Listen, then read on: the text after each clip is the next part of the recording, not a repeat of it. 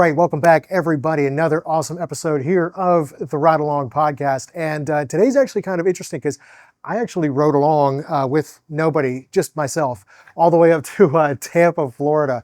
And if you're wondering why the setting here actually looks like classy and professional, we're sitting with a classy professional. This is Aaron Shishilla from Wolfpack. He's the CEO. So sitting here at his office because he owns all of WeWork, right? Right? Yeah. No, okay. But we got to use his face, which is pretty cool, yeah.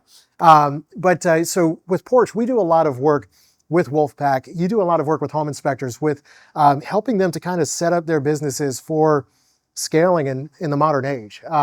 Tell everybody again a little bit about what you do. We've done an episode before, but for those that didn't listen, catch them up.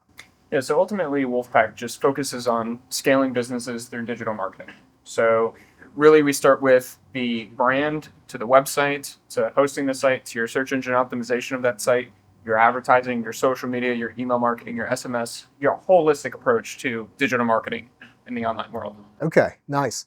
So this is beyond just social media stuff. This is actually running your small business like a professional business. Yeah. So that's awesome. Okay, so a little bit before we talked about things that people can do to improve their marketing as a small business. But what we're going to be talking about today is how to grow your business when you're ready to grow it, how to scale it properly. Because one of the things that I've noticed as a home inspector is that one of the things that holds home inspectors back in their small businesses is just simply not necessarily knowing how to run the business well. They know how to inspect well. They know how to train other inspectors well. But at the same time, there's actually a modern science to growing your business, not just getting other leads, but to growing your team as well, and to getting the right people on your team so that you can scale not just the volume of work that you have coming in, but also the quality of those leads and the quality of people that are working with you. Yeah. And the one thing that I'm really excited about with talking with you about this again is that you have actually done a lot of this, and Wolfpack has grown itself in the last year. I mean, how many years have you guys been in business again? 4 years. Okay. About 4 years. So from the time you were 12 to, no, I'm kidding, yeah. Yeah. No, okay. He's actually older than he looks. He is going home to cut the grass after this. Yeah. Look at that. Yeah. Okay, first, I got to ask though, like, what are you using like lawnmower wise? It's an electric lawnmower. It's definitely... You millennial, you. Yeah. No, like Gen Zer, I guess doesn't work. It's an electric trimmer too. It okay. Work as well. And it's only got, so I learned something. Apparently, like the string trimmers, if it only has one string, it doesn't cut as well. No, you need two at least. You need two? Yeah. I didn't know that. It's only got one and it's electric. You have to scale your weed eater. Yeah. It'd take forever to just go along the fence. Yeah. Because it doesn't cut well. Okay, so the one thing that I learned is like with ear protection, and there's like two schools of thoughts on this. We were so off track on this one, but we're dudes that like cutting grass, okay? I feel like a lot of you guys watching can agree with this. Two schools of thought, right? When it comes to like hearing protection, either use like the little foam earplugs or like they've actually got like the headsets now that like are noise canceling and you can like listen to music or audiobooks. Like how do you just like vegging out, like tuning out altogether, or do you listen to something productive like when you're cutting the grass? Well, see, it's electric. You don't even have to. But I do put noise canceling on it. I have like the AirPods. Okay, gotcha. So I put AirPods in and then I put on like a lawn cutting playlist. So when your wife calls you from the house and she's like, I need you to do something, you can't like make an excuse like I can't hear you, it's too loud. I do because it's still noise canceling. Okay, got it. Yeah. Got it. So, well, you can at least pretend. Yeah, there you go. That's good, man. Good. Okay, so he's going home to cut grass after this. So not only is he a homeowner, but I mean, you've scaled your business in the last year. In the last 4 years, honestly. But what are the biggest things that you have done in growing your business since the last time we hung out? The biggest thing is adding team members, letting go. Oh, man. Letting go, like not letting go people, letting go myself. Okay. You fired yourself? I fired myself. No. Yeah. Just, getting out of servicing, getting out of my own way, having other people manage it for me. And it's a lot more difficult than it seems because someone like myself, I like to have my hands in every little thing, and I need to be constantly reminded. I need to step away, step out a little bit, and have other people manage it. So, okay, so you've been more hands-off, and you were actually just telling me a little bit about this. Like the team meetings that you guys do now, you're not even necessarily running them all. No. Is that a big change from when you started? Oh, yeah. I mean, we didn't have team meetings. It was just like a couple people. So it was just like we had a meeting when we needed a meeting. But now there's a team meeting that I'm not even on. Right. And so sometimes I'm not always in the loop about what's the nuances, but it's important for me to stay up to date on some of those meeting notes. Mhm. So occasionally I do look at those, or like calling individual employees just to check out how they're doing and check in with them personally. Right. That's still important to me. But really relying on, other people on my team to inform me about what's going on and what I need to focus on. Sure, absolutely. And what's the biggest thing that like those team members have contributed, or what were you looking for them to contribute when you hired them on? Yeah, so the biggest thing is like we have a proven process. Okay. So it's like, hey, here's our proven process for how we do the work, right? Take it and run with it. And then how they've put themselves in that role and then shifted to say, hey, this would be a whole lot better if we did this. So in our weekly team meetings, they can bring up any sort of issues or ideas that they have. Hey, we should utilize this technology. Hey, these are some of the issues that I'm finding with our current process, or like what customers are having issues with. And this is my recommendations or solutions for that. Right. So it's not only about like, hey, here's our proven process and our SOP for how we do the service, but taking in their ideas and how they're filling in those shoes. Okay, yeah, no, that definitely makes sense. And they're definitely like you want somebody that is going to buy into that proven process as well, right? Because you were telling me before, one of the things that you're really looking for with the home inspectors that you work with is that you want guys that are willing to take the advice that you guys, as the experts in digital marketing, you want them to be able to take the advice that they're giving or that you're giving them and implement it themselves properly, right?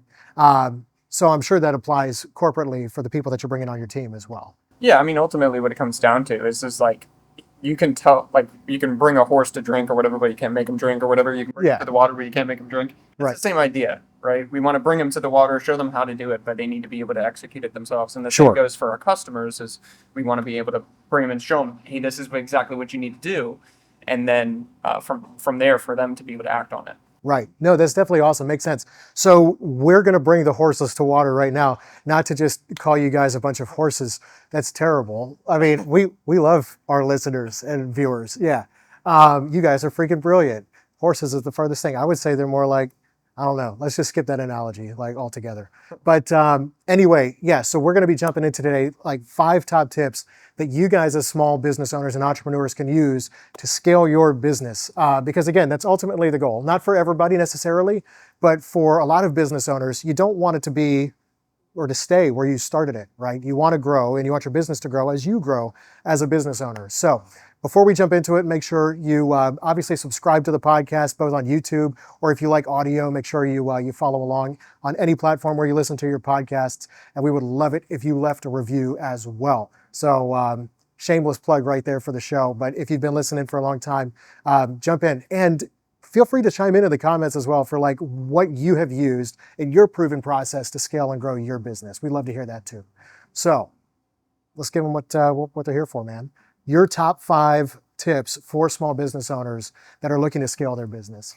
Yeah, the biggest number one thing is you got to be able to do the work. I mean, obviously it's put very black and white, right? But there are a lot of people that know in the back of their head or their subconscious like what they should be doing, or if they don't know what to do, they should be looking up answers. Right. But it's the lack of movement on making or executing on that. Yeah. There's countless people that I've talked to that, you give them the idea or whatever, but they don't ever run with it. Okay. Or they say, oh, I'm sorry, I'm just too busy to put this as a focus. And that's fine if you're going to put something else as a focus, but just understand that, like, hey, this is a big piece of your business that you need to put time and energy towards. Sure. So making sure you're aligning your time and energy towards the things that matter to actually scale it. If you're going to constantly do inspections and then just stay inspections, like that's where you're going to be. But if you actually want to focus on scaling, you need to put that energy and effort into the scaling. Sure, absolutely. Now, specifically on the digital marketing side, you've gotten in on this before. And again, I remember this from the last time we talked. I feel like a lot of people, there's a misconception that the first thing that they should do is build their social media presence. As somebody that does a lot of social media work, I get the temptation there, especially with video. But your take before, this is, again, go back and watch the last episode, chock full of amazing advice. But it really had to do with building up your Google platform, your Google business platform, your website. Yeah. What else? Really, it's just building online reviews, Mhm. building the Google business profile. Yeah, the things like your website are important. I get countless questions of like, oh, can you critique my website, or should I focus on my website, or I need SEO. But you really shouldn't focus on an SEO thing if you don't have the foundations. Right. So the foundation, your Google Business Profile, your Facebook profile, your Yelp, your Bing Places, all those critical directory sites that a lot of consumers are searching for home inspectors on, and getting those trustworthy reviews on those particular platforms. Porch being one of those. Sure. And then after that, then you can start focus on, hey, I'm going to dabble a little bit in social media, or hey, I just need to make sure I look professional and have a good website. Right. Right? It's mobile friendly, it's responsive, it's SEO optimized to a degree. Now, there's varying degrees of search engine optimization where you could be paying an agency $1,000 a month for SEO work. You don't need to do that if you're just starting out. You need the foundations first, and then just growing from there. Right. No, that definitely makes sense. Okay, quality of the website, does that matter as well? Or, I mean, 'cause I've seen some home inspection websites that are very bare bones, but the inspectors are out there killing it because they've built a lot of relationships. Yeah. And then there's others that have put an equal amount of time into the relationship part and the website part. So where does quality versus quantity kind of fall in? Yeah, so if it were me, I would invest my time and split it into all those different aspects, right? The relationship is important, but also the website's important. Invest a little bit in the website. Make sure it's clean, it's polished. You don't need to go all out in it, right? Right. But clean, polished, professional. Same thing with the relationships. Make sure you're going and spending time with the relationships. Eventually, you're going to find those things that are working really well for you that you should double down on Sure. versus those things that aren't working so well that you're not going to spend as much time. So there's people that are doing really good with relationships. They're going to double down on those relationships. Right. And there's a lot of companies out there too that all they focus on is digital marketing and like advertising. And so they double down on advertising because it works for them. Right, absolutely. Now, I mean, your family, your folks especially, have had a home inspection business for quite some time. Kind of on a grassroots level, what was it like, if you can get into this a little bit, do you remember what it was like for them starting out, or what were their tips for success for that specific niche? Like, you're handling the digital side. What did they do kind of on the personal side? The biggest thing was the customer service that they gave and the really good inspections and thorough inspections. And then from there, it just kind of snowballed into its own referrals. Gotcha. So they were really good at doing a good job and getting the repeat business after the fact, and it kind of spreading the word. But of course, it helps when you get in a really good time. So Yeah. they got in at 2008, 2009. They started with insurance inspection. So in Florida, you have the wind mitigation inspection, which that kind of came out around that time. It became super popular. So they're doing a lot of that. Easily segued into home inspections, and it kind of grew along from there. It wasn't until a few years in, probably like 5 to 7 years in, that they gave like online presence and like marketing a little bit more of a focus. Sure. And really what grew them, in my opinion, was the reports, was the owners themselves and the relationships that they've built. But they didn't go out like to open houses. They might have visited a couple offices, they might have done a couple presentations, but it wasn't like a core thing. It was right place, right time, and doing a really good job to get natural referrals. Sure, absolutely. Now that was like when they started, but if a home inspector is starting his own business now, Yeah. do you feel like things have changed as far as that timeline? Like, you don't want to take 5 years to build up an online presence, right? Yeah. Okay. Things have definitely changed. Yeah, Things have definitely changed. you got to move a little bit quicker. It's not now, like, there's so many different home inspectors out there. There's a lot of competition, right? At the time, it wasn't as much of the case where there's like large companies doing it. It was just now getting into a thing. So now you need to spend a lot more time with the Google Business Profile, getting the reviews, and then the relationship, and doing all different facets of that. And you'll eventually find one thing that really works well for you. Some people are really good with social media, and that's their thing. And if that's their thing, like, by all means, go for it. Other people, it's not their thing whatsoever. They don't know anything about social media. And so instead, they focus on something else. Right, right. No, it definitely makes sense. And as a home inspector, I feel like I can touch on this completely. I have been so shocked by the number of people, especially in a down market. I talk to all kinds of inspectors all over the country, and I hear people going, I have no work right now. How come? Like, the market is down right now. This is terrible. It's affecting everything. And then I hear people that are operating in the same market going, I'm booked through this week and halfway into next. The biggest differentiating factor, just don't freaking suck as a home inspector. Like, that sounds so terrible, but like, seriously, it's not hard. As much as you said, like, there's a glut of home inspectors that are in the market now, and we want all of you guys to succeed, of course. The best way to succeed is just be really good at what you do. Like, it's not that high of a bar. to hurdle if you want to be better than the competition, unfortunately. And I feel like the more people kind of embrace that mindset and be like, I just need to be really good at what I do, that's going to raise the bar for everybody, you know. Don't suck. There's my tip of the day. Yeah. That's a great tip. That's my second point. 100%. That's going to be in one of the shorts. Yeah. So, okay. Second point is don't suck. That's where you're. Sure. Let's go with that one. Okay. Yeah. So, what have you done to make sure that as a leader of your business, as you've been scaling it over 4 years, what are areas where you've noticed that you, one, did suck, and two, motivated yourself like, I don't want to suck at this. I'm going to take steps to change. Yeah. One of the things that like I'm just bad at is details. Ooh, okay. I'm not good at details whatsoever. Is your wife better at that? Wife is much better at that. Austin's much better at that, focusing on details. Is Austin your wife? Okay.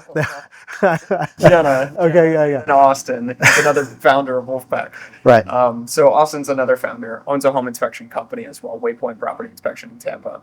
And they focus really well on details. And I don't have that skill set.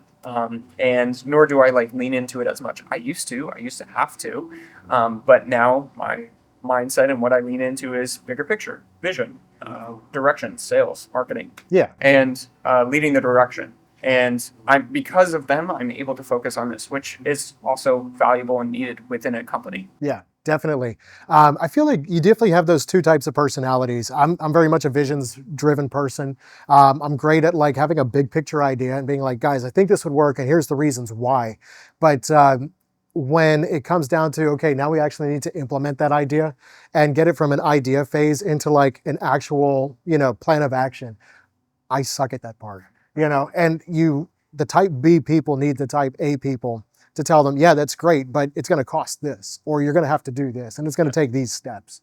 And then, like for me, being humble enough to receive it when the Type A people push back, and not just be like, you just hate my idea. That was something that I had to work through too, where it's like, okay, this person isn't attacking my idea; they just see things in a much more realistic way than I do strictly as a visionary. So what are areas where you've been like, okay, I need people that are going to be great at execution and implementation or plans and processes? How did you go about hiring to fill those roles? Yeah, one of the biggest things was my wife. You hired your wife? Yeah. Jenna, no, I did a lot of reading first off about like hiring concepts. I mean, there's tons of different books about there, and then tons of people have like a promised way of hiring. You really just need to find out what works well for you, and it's ultimately going to take practice to be able to get it. But we have a process within Wolfpack to how we've hired. So I've taken that, written down in an SOP, given it to Jenna, and Jenna's taken it and implemented her own ways of that particular process. Yeah. So with that hiring, a lot of it is about their own experience and how they've actually worked in their own relationships with their past environments. We don't necessarily care about like you have really good experience with digital marketing. It's, hey, did you show up on time? Did you do a really good job? Were you an A player when you showed up? Like if you worked at a grocery store, did you show up on time and did the manager love you? Yeah. Right? If we actually call the manager, is the manager saying, yeah, I'm really sad about losing this employee, then that's the type of person that we want. And when it comes to that hiring process, like I think for me, it's much better if I take a back seat from it just because it's not one of my innate skill sets. Sure. Like it takes a lot more energy and work for me to do it right than having the right person that can fill those shoes and I can count on to do those. So you got like a talent evaluator that's better at having those, making those personnel decisions, kind of finding the right individual to fit not just the role, but also the environment that you're trying to create with Wolfpack. Yeah, and culture and environment's really, really important. Yeah. You can have a very successful company, but if you don't have the culture and the right fit for everybody, it can be a very toxic environment. Nice. Well, I mean, not nice. It's nice that you've worked to like to fix that or to make sure that that's not an issue, right? Yeah. Yeah. Yeah, but you definitely want to make sure you're bringing in people with the right mindsets and that they're going to fit in with the company culture. You don't necessarily have to like. Some people might say like, oh, you need to have like some type of cult or whatever, and it's not like that whatsoever. It's just a matter of having mutual respect for everybody and caring for one another. Yeah. And I think if you're doing that, people are going to want to work for you or want to work with you, and and work hard and bring their best. But if you were to pick a cult, which would it be? I don't know many cults out there. So I don't know. Yeah. I was gonna say like one that's definitely like Taco Tuesdays and Margarita Mondays. That's yeah. Pizza Fridays. Yeah. Well, I mean, that just I worked at a grocery store. Pizza parties are what you did if you did well, right? Yeah. Like I feel like this has got such a negative stigma, man. It sounds like you guys have definitely achieved the culture that you're striving for so far. And some of that did have to do with, like you're saying, from kind of removing yourself from some of the aspects of the business operations that you're not great at. Yeah. But you did also mention earlier firing in the last 4 years.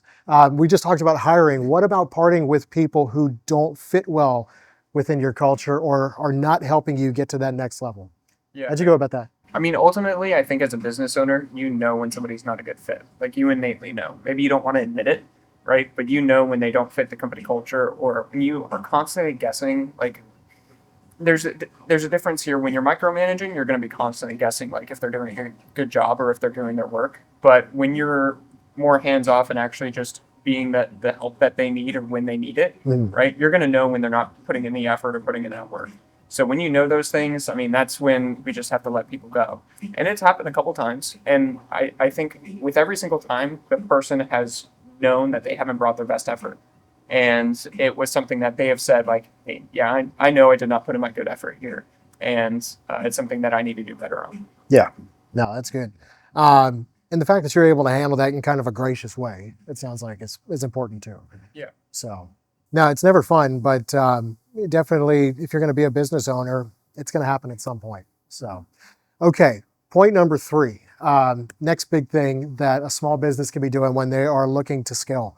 Let's not just talk about the how to scale, but the preparation that goes to getting ready to scale. If they're at a point right now where say they're a single man shop and they want to double their book of business and bring in inspectors that are going to be able to tackle that workload, what can they be doing right now to begin to kind of set the table for that growth?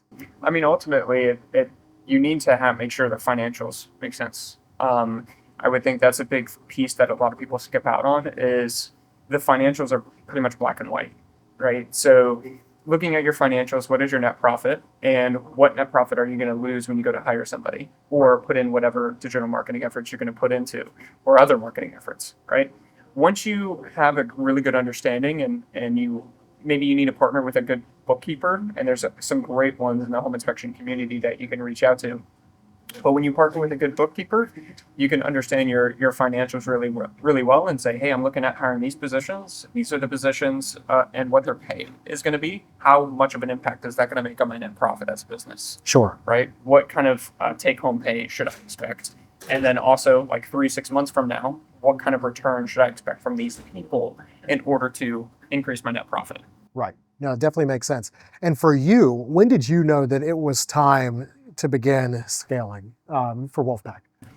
I mean, when you're starting, you obviously know when you're too busy, right? When you're too busy and you kind of need help. And now we're getting at a point to where like everyone's just kind of busy, and we need to understand what's our net profit numbers, what we can afford, and then where we need to place people in. So when I was first starting out, it was just like I got too busy and I knew I could afford somebody to just focus on SEO or just focus on paid ads or just focus on social media. So that's what I hired for, is because I knew like innately that was how much money I could afford at the time for the one person. As you get larger, the conversation becomes different because now you need to understand everybody's own workload and what's everybody's capacity is at, right? Because when you're at such a small level, right, you need to work at a 200% capacity to hire 2 people at 100% capacity. Right. Yeah. But when it's split across like 5 people that are all on the same team, right, you may only get them to like 95% capacity to be able to hire somebody, and then they also drop it back down to the 80% mark. Right. No, it definitely makes sense. And making sure your financials in order is so important. I can understand when you're a small business owner, having started a home inspection company, worked for a mom and pop shop when I started out, being able to get yourself in the mindset where you're like, in order to make more money, I need to turn loose of some money so that I can get the right person in this role so that we can continue to grow. Was that something that you had to take a risk on, or mentally were you just like, I'm so ready to get back to that 80% capacity, so I'm not at 98, that it wasn't a problem for you. You know, honestly, like I from the very beginning when I started with Wolfpack, I was part time, and so every money that or all the money I made from Wolfpack was kind of just extra. And then when I went full time, I just immediately paid myself like a salary, a flat salary Yeah. that I knew was comfortable. Everything else went into savings for the company. So then after that, it never became a conversation of like, hey, this is the money I'm losing out. Because I never had, to me, like even the net profit, I never had that money anyway. It never was mine. Right. Right. And I think that's a different mindset that some people might have is like they always take the net profit, Mhm. right? Or they always take that as their own money. But oh, at the very beginning, I never took that. Yeah. It would always went into savings. And so when I go to spend 1,000, 2,000, 4,000, whatever a month on advertising or another hire or whatever it is, it's funny looking back because looking back, I was just like, hey, when I was part time, like I could have really used $1,000 a month. Right. But now it doesn't make that much of a difference because Sure. it was never my money. Well, and you're kind of coming at it from almost a sacrificial kind of a mindset anyway, right? Where you are living below your means so that the business can continue to grow. And in my mind, that's almost just a matter of priorities, right? It's like, do I want to live comfortably now, or do I want to sacrifice a little bit so that I can live comfortably later on? And everybody else on the team can do so as well. That's great that you're thinking with that mindset. So, honestly, it's like, it's the difference, I think, between people that are thinking as a corporation or aspiring to be a corporation and people that are just looking to be a single LLC, right? And especially with being a home inspector where it's you're commission based, basically. You are getting paid based on the job you do. If you don't work, you don't eat. It's easier to be in that mindset of, I need to do this many jobs in order to make this much money. And when you're switching into business owner mode, that doesn't matter. You have to go to work, yeah, but you can't touch some of that money if you want it to actually work for the growth of the business later on. So, Yeah. And at the very beginning, I never thought of it as like my money. Yeah. It was always just the company's money. Right, exactly. No, that's a smart mindset for sure, man. Okay, point number 4. What do you got for the fourth most important thing that a business can be doing to seriously scale their business? I would say for point number 4 is once you've done those first 3 things. So the first one is doing the initials to scale, making sure you're actually putting in the work. 2, don't suck, obviously. Don't suck. And 3, making sure they're financials. But 4 is, I think, has a lot to do with correcting. Yep. And you can put in an initial effort to start working towards something. And maybe you have no idea kind of what you're doing or the direction that you're going. For example, a really good example in this is within Wolfpack, we're starting a lot of sales now and regular outreach. And we don't have like an SOP or a proven process for that yet. Could we hire somebody to like implement that within our company? Absolutely. But I've took it upon myself to just dedicate my own time to build that SOP and that process. At the beginning, I don't know what is going to work and what's not going to work, right? But you're willing to throw something at the wall and see what sticks. See what works well and then adjust. So Yeah. a lot of A/B testing and then making some adjustments and changes to the process and not giving up on that. There's a lot of times where we've done a lot of different things and it just hasn't worked out. Yeah. And then so we look back at it and we say, well, that was a bad idea. But maybe we just were going about it the wrong way. Another really good example of this is at Waypoint, like now it's 6 years ago, when we started in Google Ads and started doing our own Google Ad advertising at Waypoint Property Inspection. At the very beginning, it was terrible. We did a terrible job. Like the return on investment was barely 200%. So Oh, for geez. every dollar you put in, you got $2 out, which is not profitable. It's not that great. Definitely not. And it wasn't until we put more time and energy into it, invested a lot more, read a lot more, understood a lot more. It took almost a year to really understand how we can take that 200% to make it 5, 6, 700%. Sure. So it's the not giving up and making the changes. Right. No, it definitely makes sense. And being willing, in my mind, to look at the numbers, right, and seeing what works. It's in a previous episode, Harmony Brown with Greenworks talked about how important it is for companies to know their numbers. You got to be data driven in the sense of like, I need to look at the results. Like you were just talking about, $1 to make 2 is not going to be making you a whole lot of money quickly enough. But also being able to look at your marketing plan and seeing, how effective that's been. Seeing, based on these number of leads and these marketing efforts, how many lead conversions am I getting out of this plan right now and out of this process? If you're not getting that many, then obviously there's an adjustment that has to be made. So being willing to, I guess, be a student of your own business in a sense, so that you can really look under the engine, or look under the hood, I should say, and see what's going on. That's super important. So far we've talked about people, we've talked about processes, and we've talked about preparation, all boiling those into the first 4 points. So what is the last thing a small business owner really needs to do to scale their business properly? Yeah, if it were me, it would be saying stopping with the excuses, and holding yourself accountable. Okay. So with myself, I innately wake up each day and feel like my back is against the wall. Like I need to push forward, need to continue on and growing the company. If I don't have that next step in place already, then I feel like I'm already behind.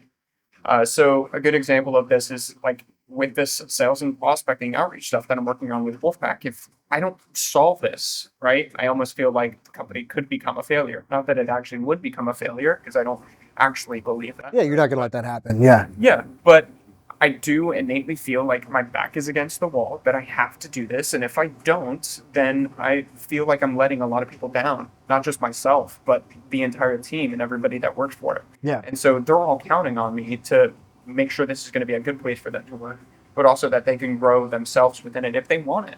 Right. So holding myself accountable, it just comes down to like, I innately feel that way, but my people do.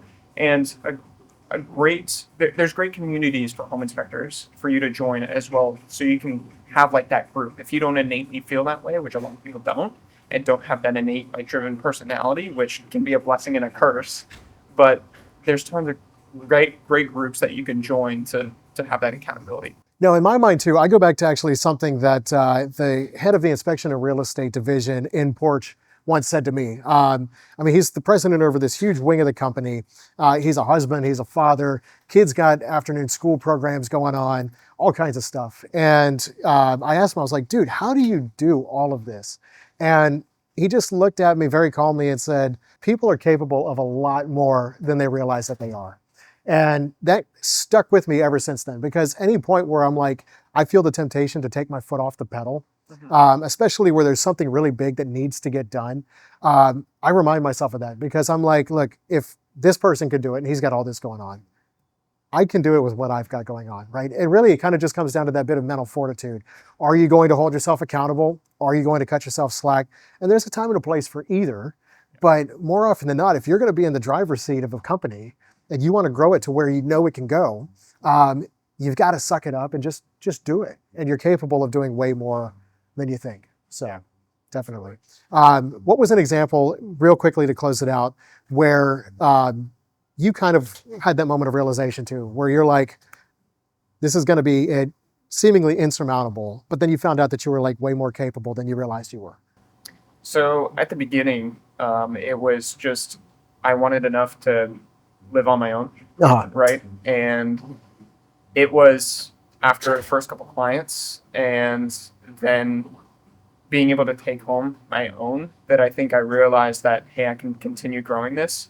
And once I became full-time, I think that was a huge jump for me to saying, like, one, I need to hold myself accountable and continue to drive. But then two, that I know I could do it, just because I felt comfortable in taking it full-time, that I could put more attention to this to continue to grow. Right. No, that's huge, man. Definitely. Well, Aaron, those are such awesome points, man, honestly. And I'm so excited to hear about how you've been able to apply some of these principles with Wolfpack and how you're helping home inspectors to apply them on their own. It's fantastic, man. And honestly, I want to hear you guys' success stories as well. So seriously, send them in. You can email me at bradleylowry@porch.com. I'd love to share some of your success stories on the podcast as well. I'd love to have some of you guys join the podcast. This would actually be pretty cool. And let me know if you're actually interested in this or not. But I think it'd be cool at some point, maybe like once a quarter or something, to do like a listener write-in where basically they can send in something that they're struggling with in their own marketing plan, and you can kind of like evaluate it live on air for like the good of posterity. And just tell them like how they could be tweaking this to be more effective. I feel like a lot of other people would definitely benefit from that too. That would be awesome. yeah, if we can get a real life case, and even if they're willing to share like the data and like the Google Ads or whatever, I'd love to look into it and be able to give all the insights. Yeah, that'd be huge. That'd be huge. So, well, guys, thank you so much for joining. Thanks for sitting in with me here today. Definitely love having you on the podcast. We'll do it again really soon, man. And hope to see you guys here again soon as well, right here on the Ride Along. Thank you.